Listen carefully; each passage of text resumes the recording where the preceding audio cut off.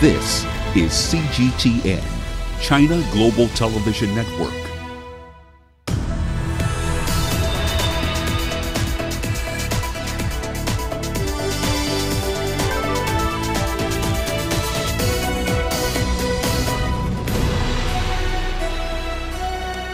Hello there and welcome to Global Business Africa. We'll be giving you insight into Africa's business and financial markets. I'm Uche Okoronkwo, coming to you from Kenya's capital, Nairobi. Let's start with a look at markets. Now, emerging market stocks were set for their second consecutive week of losses. That's despite hitting a one-week high on a Thursday. We saw the MSCI index for developing world stocks fall more than 1% on the day. Of course, investors are worried about a slowdown in China's economy, as well as a global slowdown after a string of weak economic numbers across leading economies. On the continent, South Africa's JSE saw the all-share index closing the day lower in broad-based losses, though it is up about 0.75% for the week. Of course, bolstered by positive news from the US-China trade negotiations. Now, also coming up on the show today, the US spells out its policy on Africa. Kenya and China mark 55 years of growing relations. And Egypt's arabesque craftsmen struggle to keep their trade alive. Now, the White House has unveiled a new strategy for engaging with Africa, and a key pillar is designed to counter the rising influence of China and, of course, Russia on the continent. While CGTN's White House correspondent Jessica Stone tells us more. It was just 3 months ago that Chinese President Xi Jinping announced Beijing would provide $60 billion in financial support to the continent of Africa. That's on top of a similar $60 billion package arranged for the region back in 2015. Over the past decade, China has been building roads and railways across Africa and is investing in the continent's energy projects. U.S. National Security Advisor John Bolton calls Beijing's spending a wake-up call to Washington. Africa, he says, is strategically important to the United States.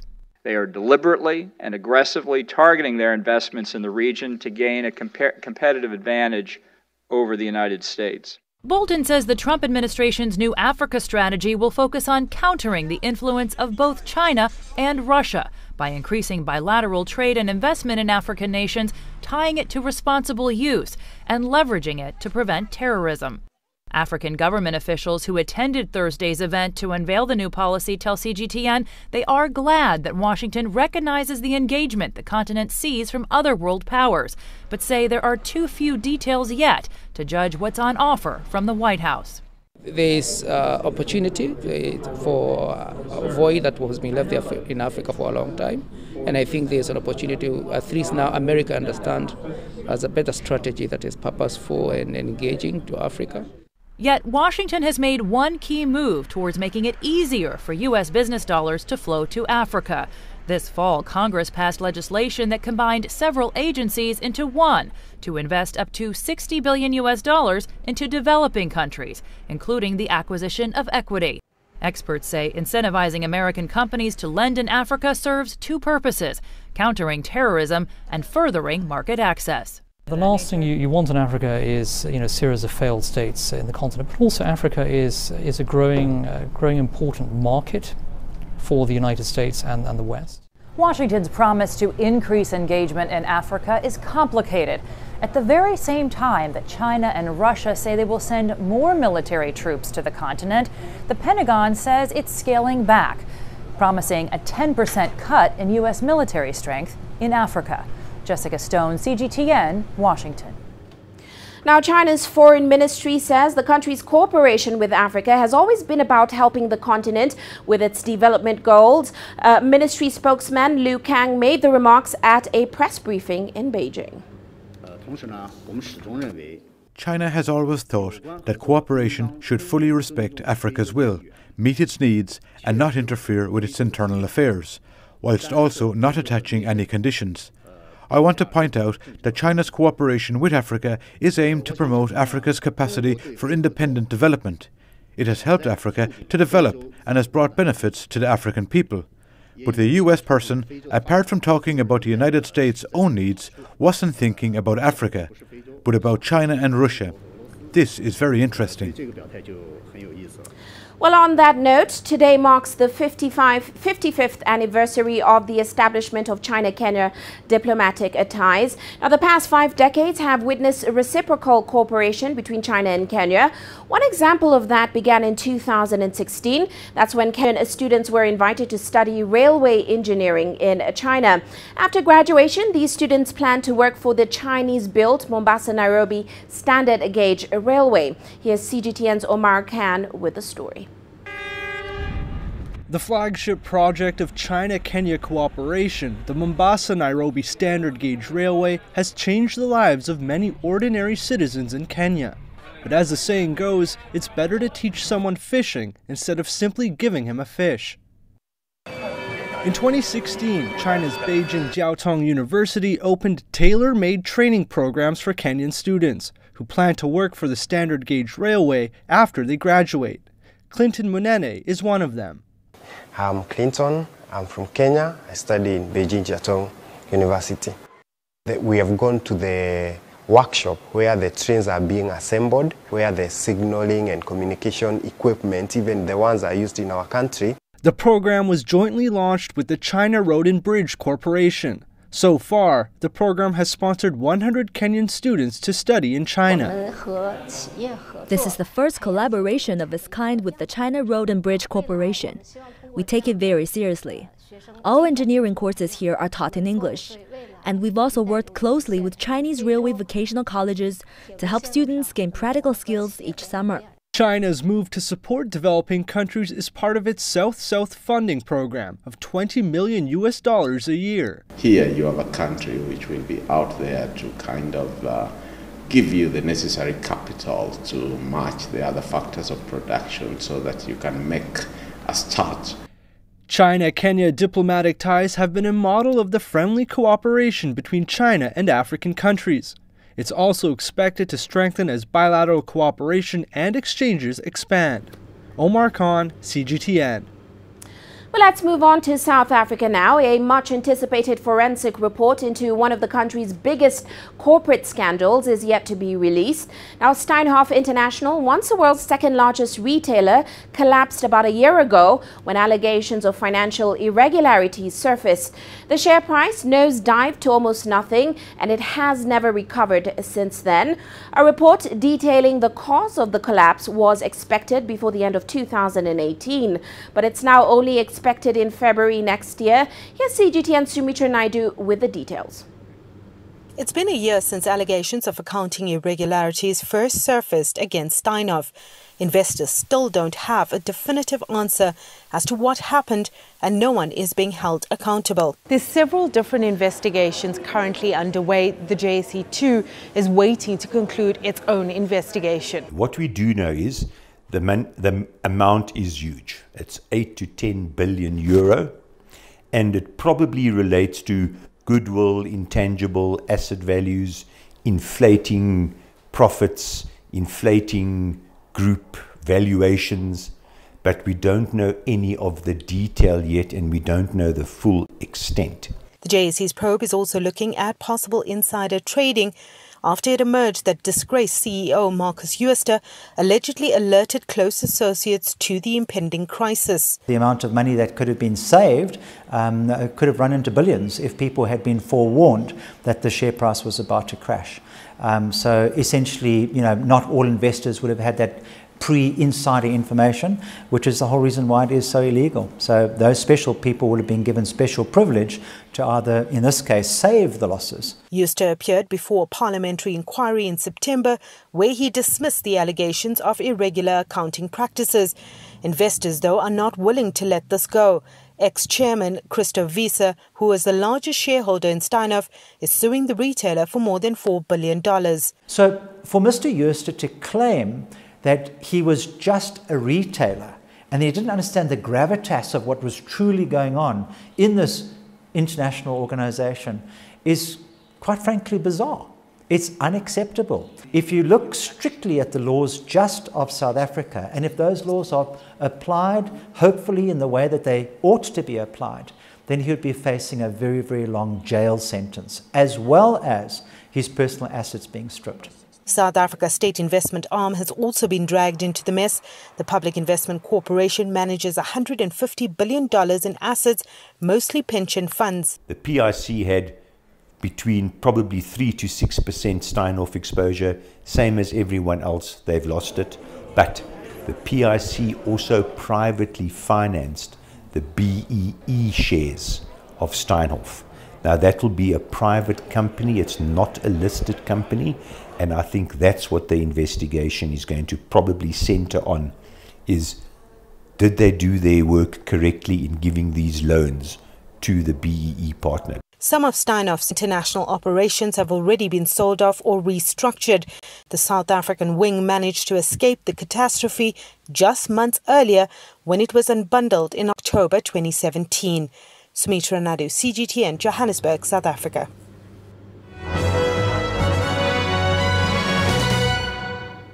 And now a look at more company headlines today. Chinese battery firm GEM has stopped buying cobalt from Glencore as the price of the battery material crashed below that agreed in a 3-year deal between the two companies. Now, GEM had said that it will buy about 52,800 tons of cobalt from the mining and trading giant between 2018 and 2020.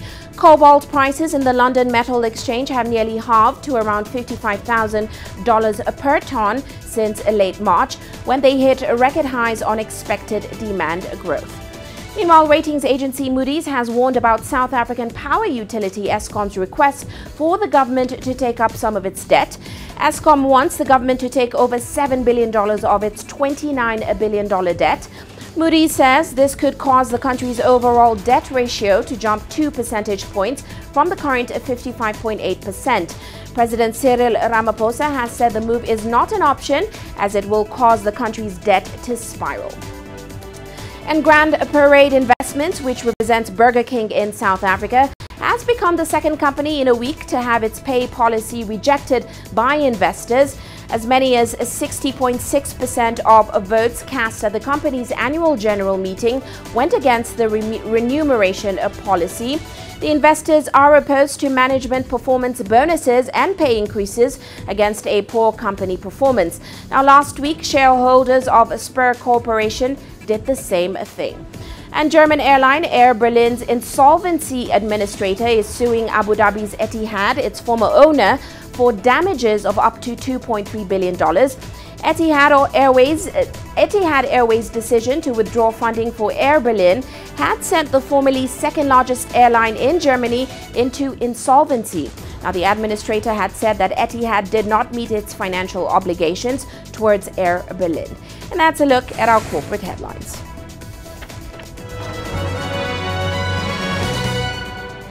Well, we're heading into a short break now, still coming up on the show.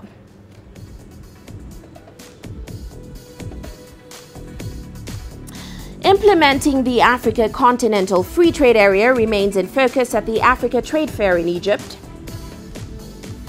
And a visa openness report indicates progress in opening of more borders across the continent.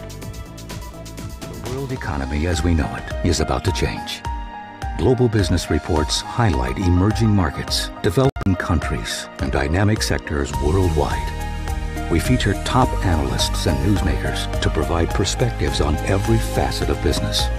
From an on-the-ground perspective, we provide you with balanced and objective assessments. Fast, sharp, and insightful. Global Business. Only on CGTN. Every story starts out like this. Okay. We'll head up now. Beyond the rush of the numbers, there's always a more fundamental question. What happened? Who has been affected? When market-moving decisions are made, who's responsible? And why? Let's get some reaction on ground. Joining us in Johannesburg is Hello, Nairobi. This is how all stories begin. See how they end. Only on Global Business.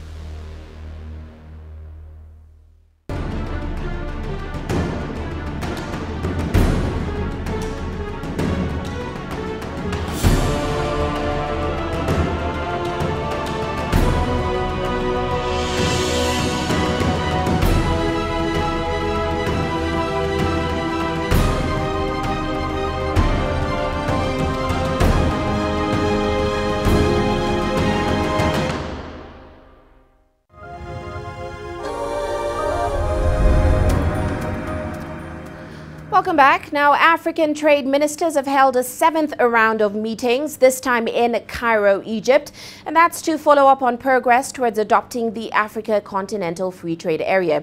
Here's CGTN's Yasser Hakim with the story. Intra-African trade is about 14% of African trade with the rest of the world. This is a very low rate, as Europe and Asia are in the 60% bracket. The African Continental Free Trade Agreement is seen as the answer to this issue. Already 49 countries have signed the agreement, and 14 countries have ratified the agreement. And we require 22 countries to ratify for the agreement to become effective. And the negotiating forum, which is made up of chief negotiators from the various countries, meet from time to time to discuss outstanding issues in respect of the agreement. One of the main outstanding issues is that many countries fear the ramifications of tariff-free trade on their economies.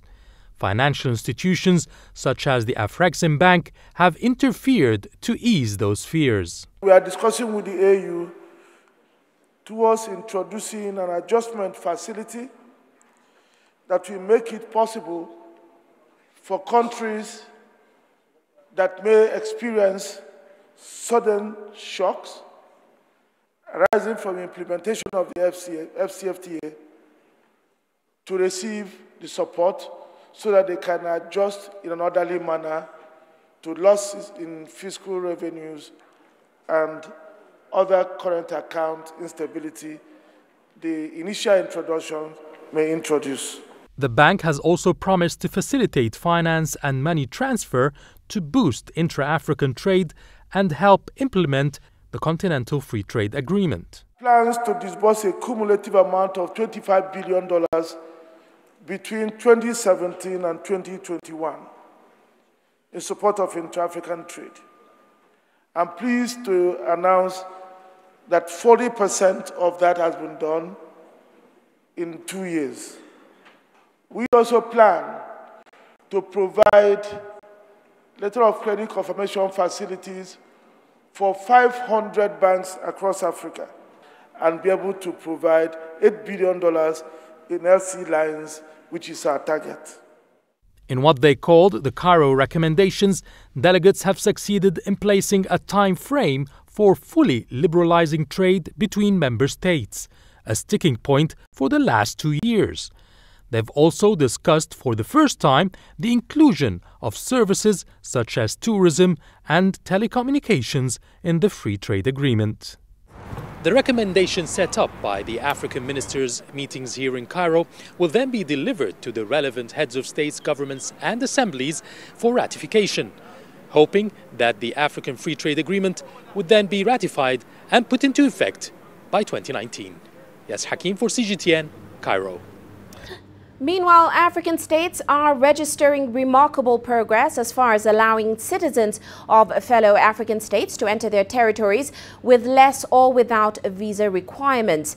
Now, the 2018 Africa Visa Openness Report indicates that 25% of Africans can move freely within the continent this year, compared to 22% just last year. Here's CGTN's Girum Chala with more.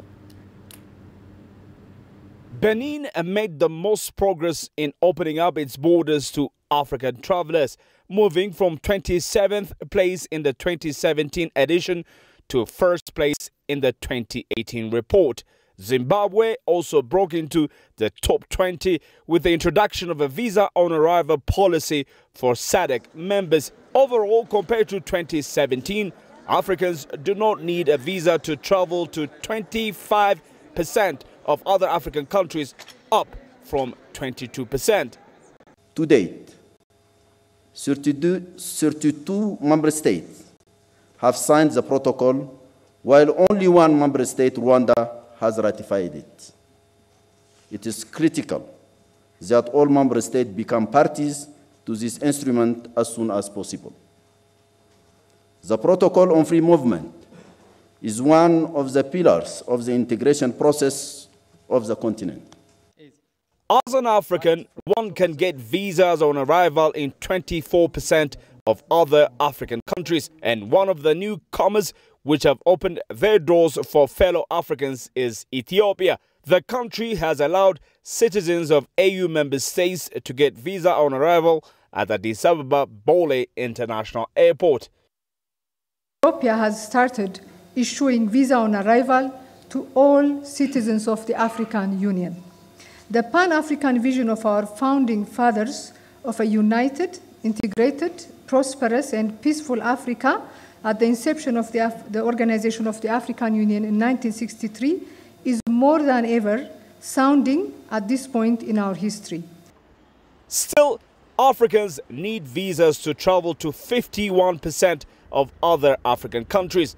Many African states blame the rise of security threats and terrorist and criminal elements infiltration not to allow free entry of fellow Africans into their territories. I know that the full implementation of free movement of people requires overcoming numerous challenges, but these cannot and should not stand in the way of our dream. What is required is renewed political will. More than any other group in the world, Africans suffer from the scourge of xenophobia and racism.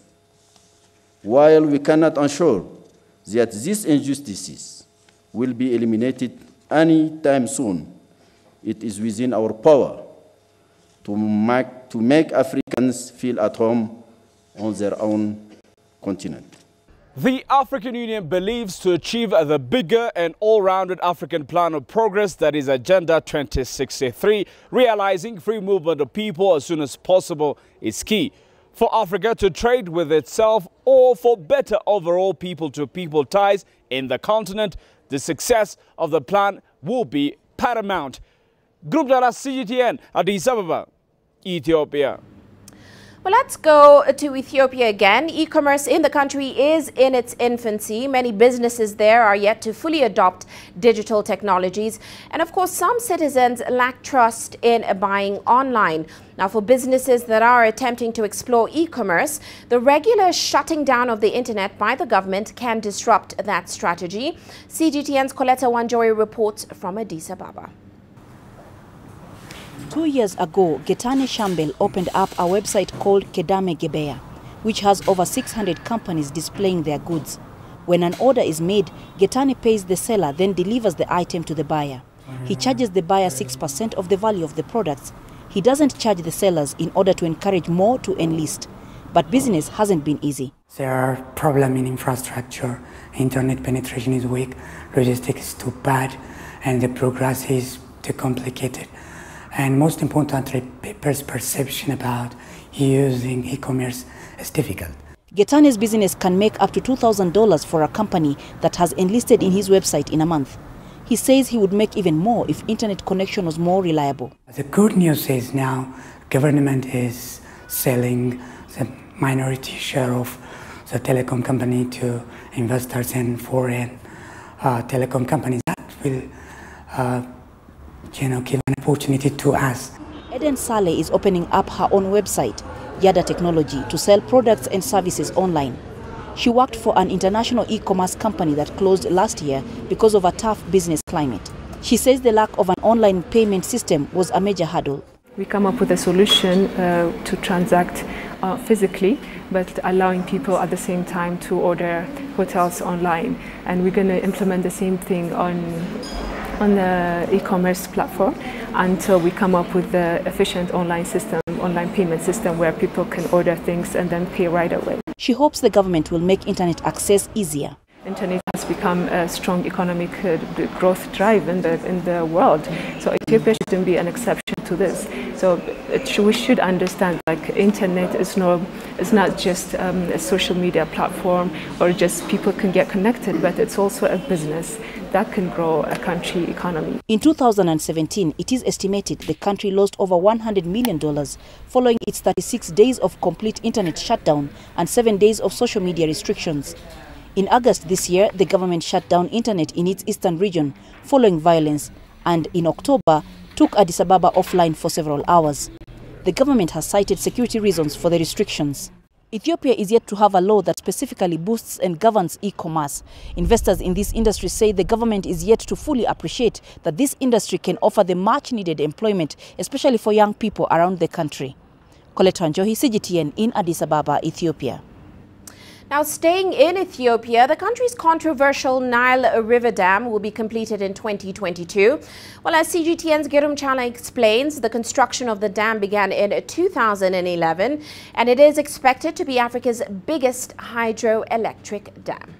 According to Ethiopia's Ministry of Water, Irrigation and Energy, the delay in the construction of the Grand Ethiopian Renaissance Dam has occurred due to lack of sufficient initial studies to successfully undertake such a huge project. And because of that, Ethiopia has been losing at least $800 million every year. Ethiopian authorities have therefore said the dam will not be completed this year as it has been anticipated before.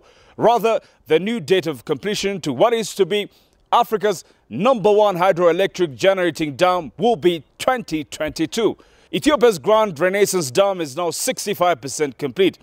And the new management of the construction said the civil engineering work of the dam, which is being undertaken by Italia's Salini Construction, is 82% complete. Whereas the electromechanical work, which was being handled by the state-owned Waterworks Construction Company, remains at only 25%.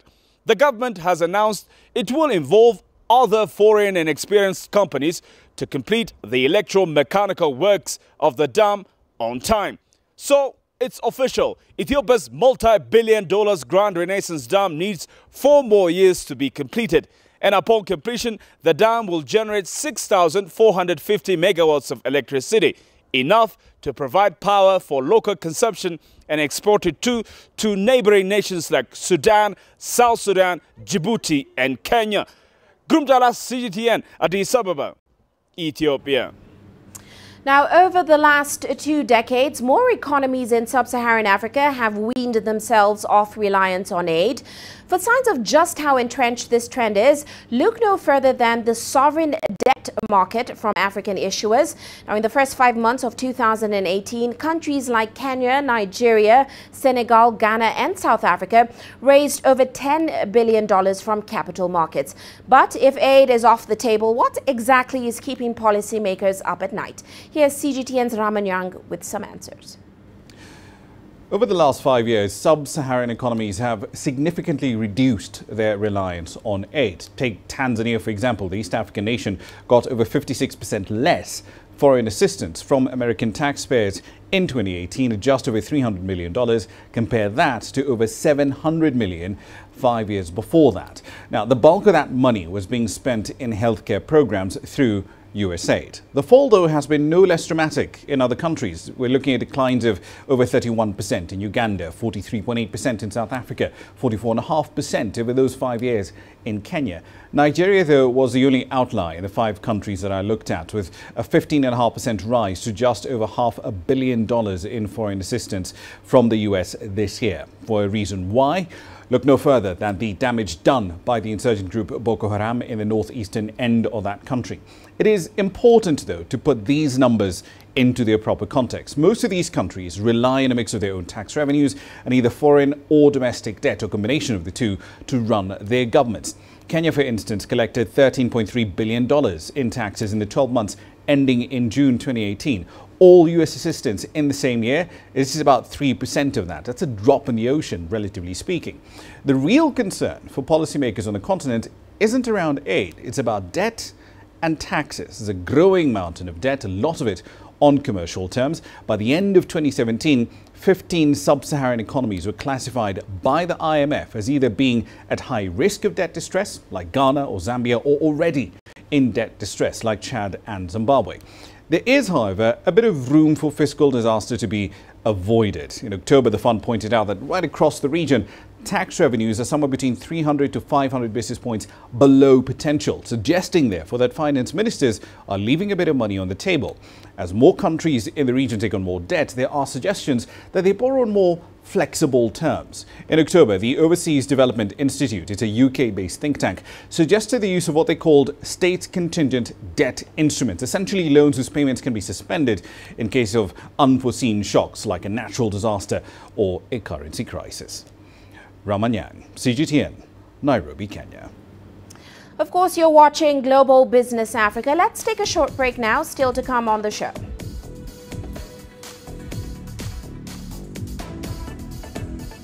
British Prime Minister Theresa May expresses hope of getting support for her Brexit deal. And efforts to finalize the fine print of the Paris Climate Accord in limbo as many countries remain undecided.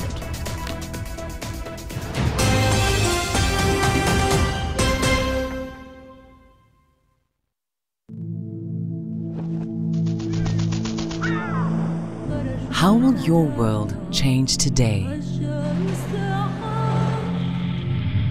What happens here? What happens there? Or what you make happen for yourself? If it matters to you, it matters to us too.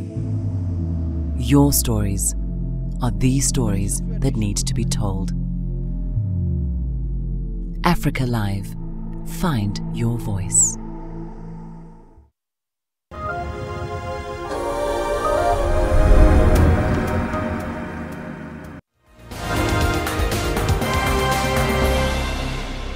Just about 1:30. Here's a recap of today's headlines.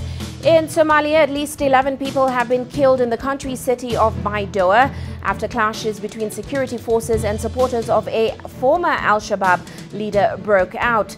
Now, Mukhtar Robo, who is seeking election as a regional president, was arrested on a Thursday. The United Nations is deeply worried about the use of excessive force by security forces against opposition rallies ahead of the general election in the Democratic Republic of Congo. Tensions are rising ahead of the December 23rd poll. 5 opposition supporters were killed earlier in the week as they gathered to welcome rival opposition candidate Martin Fayulu as he campaigned in the southeast. And the White House has unveiled a new strategy for engaging with Africa. A key pillar is designed to counter the rising influence of China and Russia on the continent. China's foreign ministry has, however, said the country's cooperation with Africa has always been about helping the continent with its development goals. And December 14th marks the 55th anniversary of the establishment of China-Kenya diplomatic relations. Kenya's Ministry of Education has signed a memorandum of understanding with the Chinese Academy of Sciences to support the operation of the China-Africa Joint Research Center. The center, the only one built by the Academy in Africa, is geared towards scientific research and encouraging knowledge transfer between the two countries. And that's a recap of today's headlines.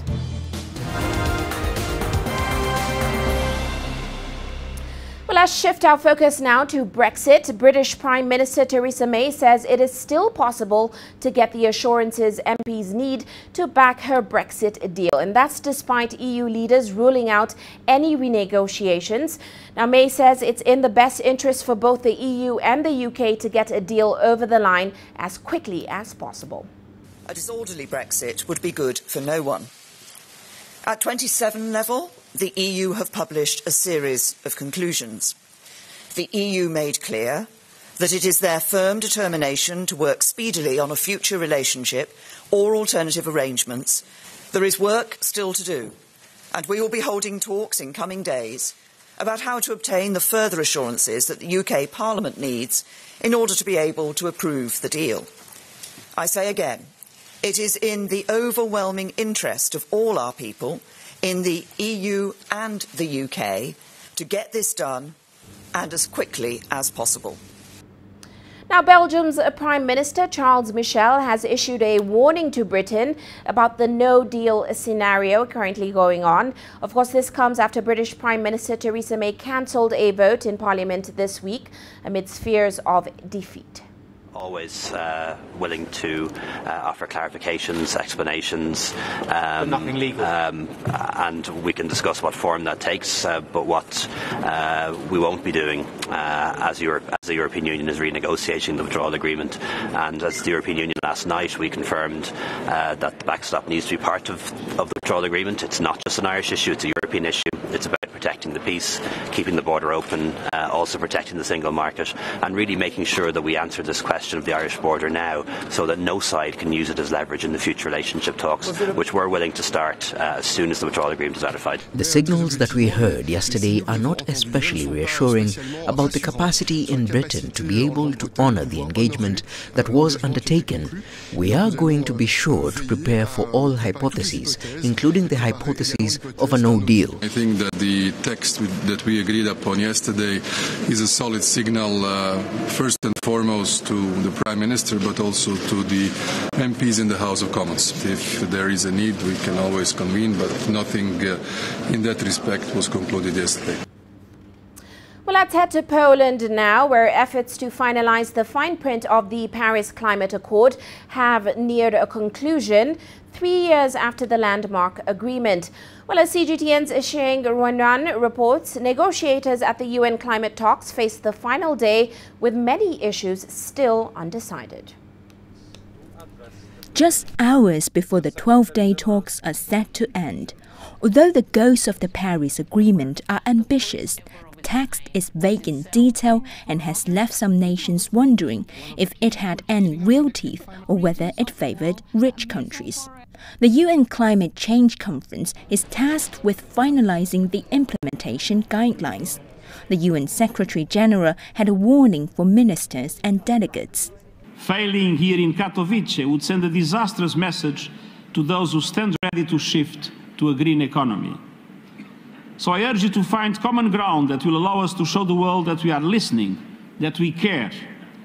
Developed countries must scale up their contributions to jointly mobilize $100 billion annually by 2020. China has been a solid supporter of the Accord's principles. Special Representative Xie Zhenhua has said China will continue to play a leading role in global efforts. We promise to make the best efforts to hit the carbon emissions peak at around 2030. China is willing to work together with other countries to actively implement the convention and the Paris Agreement. Xie also introduced China's prominent achievements in combating climate change. He said the share of coal as China's primary energy source dropped from 72% in 2005 to 60% in 2017. The government aims to get it down to 45% by 2030. Last year, China's new energy initiatives accounted for 40% of the global renewable energy capacity, making the country among the world leaders in slashing emissions. 55% of the country's new energy consumption came from clean energy, replacing 750 million tons of thermal coal. Xie says China also affirms support for South-South cooperation to combat climate change. The country has allocated about $105 million to help developing countries tackle global warming since 2011. Suriname, CGTN. Now, in the United States, trade tensions with China continue to impact farmers. Some have been forced to write off their soybean crop due to a combination of bad weather, a lack of storage, and a distressed market. Well, CGTN's Dan Williams has this report from the state of Illinois. With harvest out of the way and with the winter weather having arrived, there is little left for Fred Grider to do on his Illinois farm this year. He enjoyed a bumper yield this harvest. Those extra bushels were vital given the price of soybeans has now plunged to below the cost of production following the trade dispute between the US and China. But Grider knows other farmers will not be as lucky. Yeah, it's hard to be optimistic, especially short term, with the inventories we've been carrying. You know, this was just kind of the last straw, so to speak, in the situation with the trade issues. Another issue for farmers this year is storage capacity. This farm in central Illinois can store almost its entire harvest, but other farms are less fortunate. In Louisiana this year, farmers are expected to lose as much as 15% of soybean crops. Some farmers have had to bury their crops under the ground. This is a pile of rotted soybeans. Bad weather during harvest, combined with a lack of storage facilities and a depressed market, has led many farmers to simply write off their crop. Although the situation is better in Illinois, some farmers are still working out ways to navigate those issues. Storage is really a problem right now. Some farmers have even gone to storing soybeans in bags on top of the grounds. They're big 10,000 bushel bags. It's a little more tricky, but people are scrambling to figure out how to store soybeans in any way, shape, or form, hoping for a rally. The extra pressure on US agriculture is a concern for the Illinois Farm Bureau, who now fear an increase in the number of farmers who will decide to simply throw in the towel.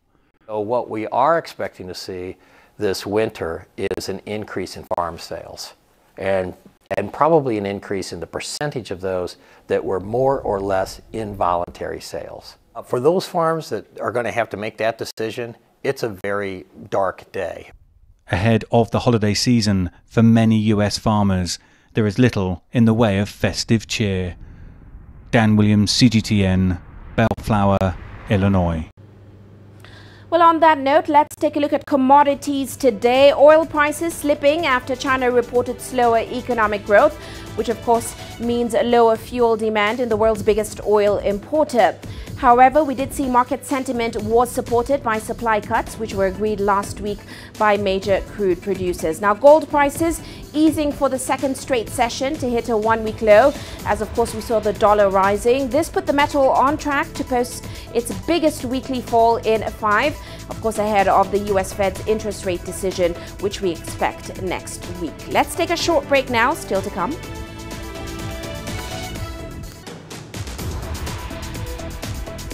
Egypt's arabesque craftsmen struggle to keep their trade alive.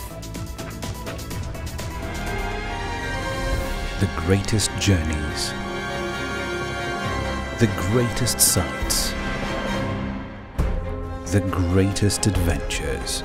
Here in Qanater, this weir allows the locals to walk on water. We're far more than just TV news. We're your passport to the wonders of Africa. To bring you stories of struggle, survival and hope.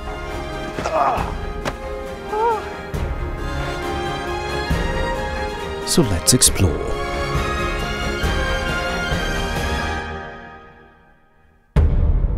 CGTN. See the difference.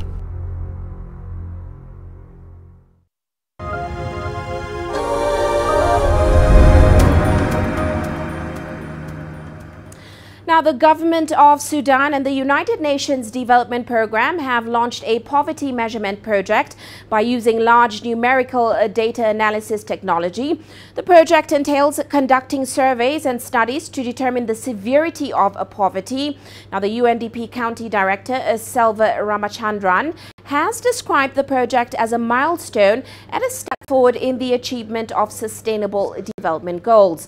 Now, the Sudanese State Minister of Information and Communication, Mamoun Hassan, announced the completion of the first phase of the project in central Sudan for its proximity to the capital, Khartoum.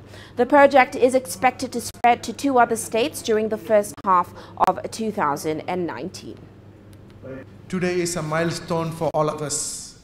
A milestone for advancing innovation to serve people and the government of Sudan in support of the achievement of sustainable development goals.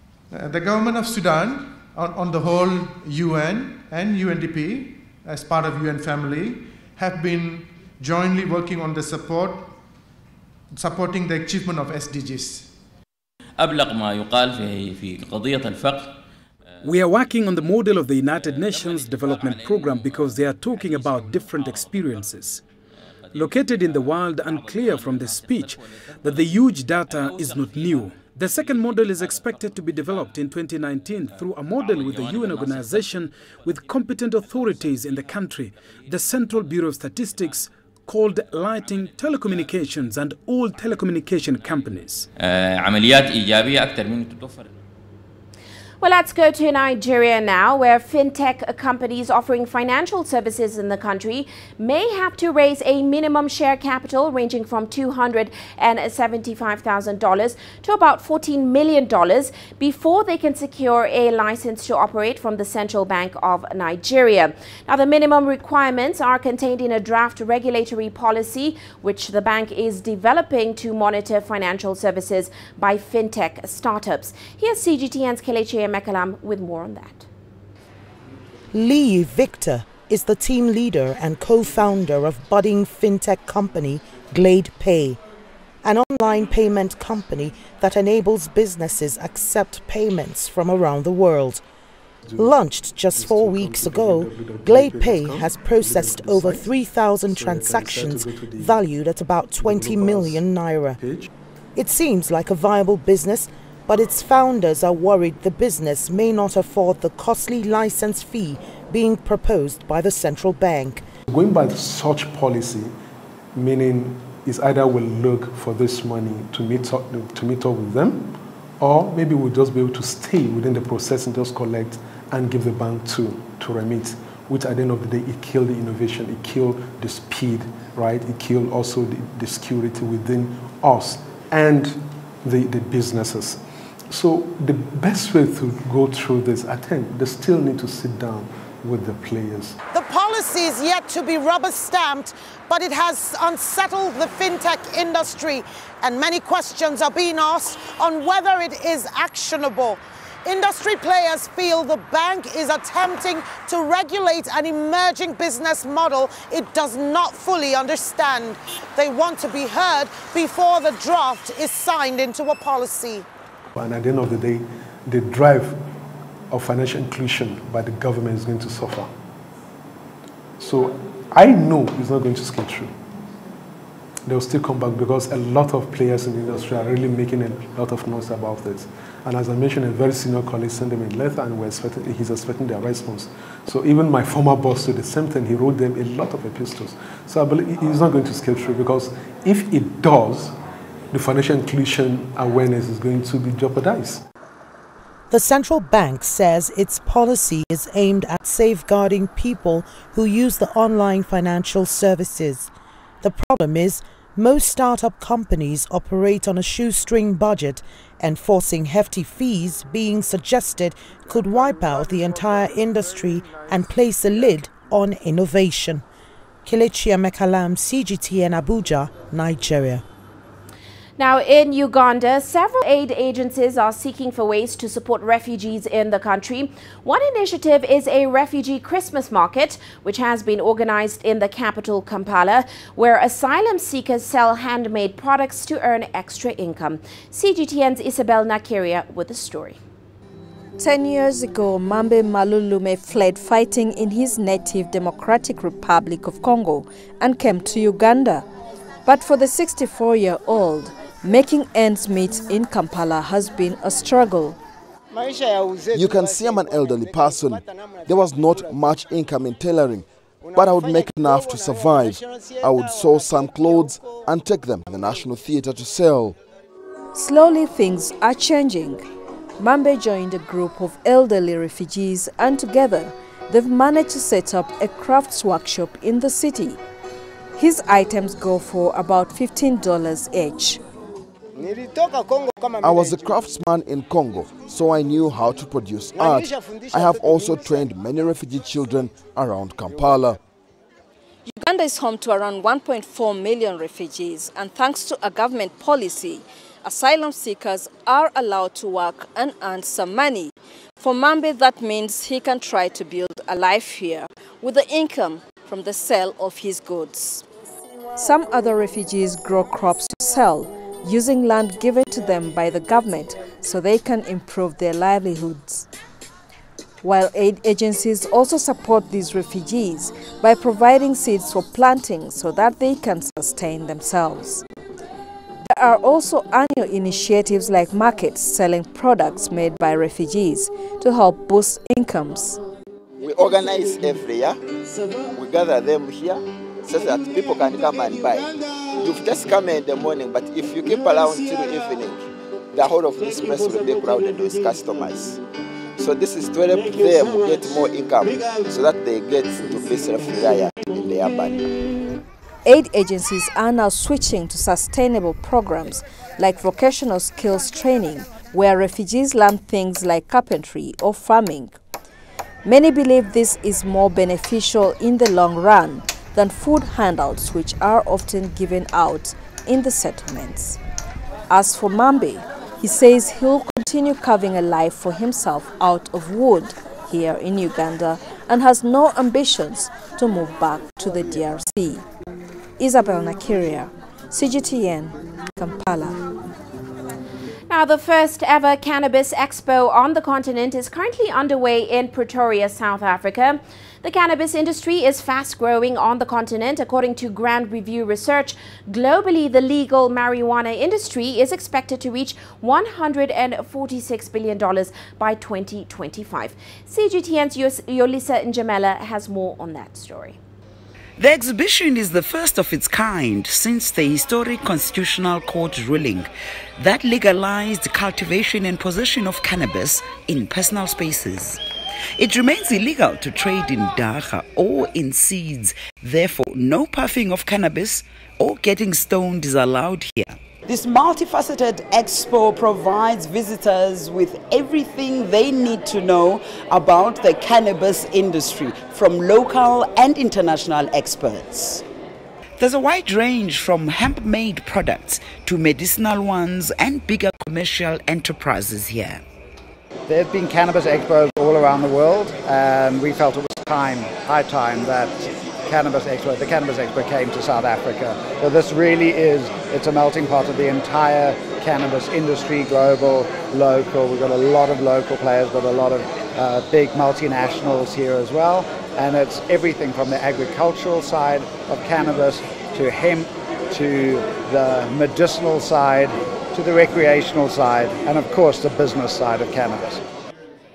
Visitors will be able to learn about the laws around cannabis, how to get a grower's permit, what tools and lights are needed to grow the best crops, and the wide range of health benefits of the plant. There's still a little bit of stigma around cannabis. There's still, there's still perceptions out there. We're inviting people to actually come and experience the many beneficial properties of cannabis, whether it's from the health side, whether it's from the business side, what it can actually do, whether it's for helping impoverished communities. Here, you will also find cannabis-based oils and creams, cannabis-infused energy drinks, hydroponics, and exhibitors from across the cannabis business spectrum. The Cannabis Expo gives us a platform in which we can expose our product to a wider market. And it not only gives us an opportunity to sell, but to educate the market about cannabis energy drink. International and local experts are also here to explain the legalities of using the plant. It's a very strange space that the cannabis laws are in at the moment, between the Constitutional Court's declaration of constitutional invalidity of certain of the laws that prohibit the use, cultivation and possession of personal use amounts of cannabis on the one hand, and also just where we're going in the future. So it's really here to educate and to help people going through and to be involved with the industry as it grows and develops in South Africa. It's a very exciting time. The 4-day event will be hosted annually around the country, moving from Cape Town and Durban to Pretoria. Yolisa Njamela for CGTN, Pretoria, South Africa. And Malaysia's struggling car maker Proton has unveiled its first new model since linking up with China's Geely Group last year. Malaysia hopes the partnership will revive Proton's fortunes, much like it did for Sweden's Volvo. Here's Rianne Meltzer reporting from Kuala Lumpur. Much fanfare for the launch of a new SUV, the Proton X70, the first collaboration since China's Geely bought nearly half of Proton and took control of its manufacturing operations last year. Attending the launch, the man who created Proton 35 years ago. And I'm quite sure in future we are going to see lots more designs and models which will make Malaysia proud. It may seem that our backs are against the wall, but we are working hard as we have all the ingredients in place. Geely, as our strategic partner, will provide the impetus needed to bring us to another level, not only here, but also to the ASEAN market. If Mahathir had been Prime Minister last year, it's highly unlikely Proton would have been allowed to sell the stake to Geely or any other foreign company. And given the government's decision to cancel some big-ticket China-backed projects, there were concerns over how Chinese and other foreign investors would react. Those concerns were compounded by a string of bad news about the scale of the national debt that the new administration had inherited, as well as revelations about serious mismanagement at some state-linked firms. But approved foreign direct investments in manufacturing in Malaysia have jumped 250% in the first 9 months of the year, with the biggest surge happening since the Pakatan Harapan government took office in May. A large part of the return in investors' confidence has actually happened, largely because of the institutional and structural reforms undertaken by the new government, especially to stem out corruption and, importantly, to address some of the fiscal issues and problems that we face. Meanwhile, Proton still faces its own struggles to turn its fortunes around. But with Geely now on board, its prospects suddenly seem a lot brighter. Ryan Meltzer, CGTN, Kuala Lumpur. Now, before we go, let's check in on Africa's currencies today. South Africa's rand dropping by more than 1.5% against the dollar. However, it did fare better against the pound as we saw markets digest that worrying economic data out of China and France. Meanwhile, Kenya's shilling firm against the dollar today, underpinned by thin demand from oil and merchandise importers, as well as tight local currency liquidity in the country. Well, that's it for this edition of Global Business Africa. Remember, you can send your feedback to the contacts on your screen. You can also contact us via our other digital media platforms. From me, Uche Okoronkwo, and of course the rest of the team, have a great weekend.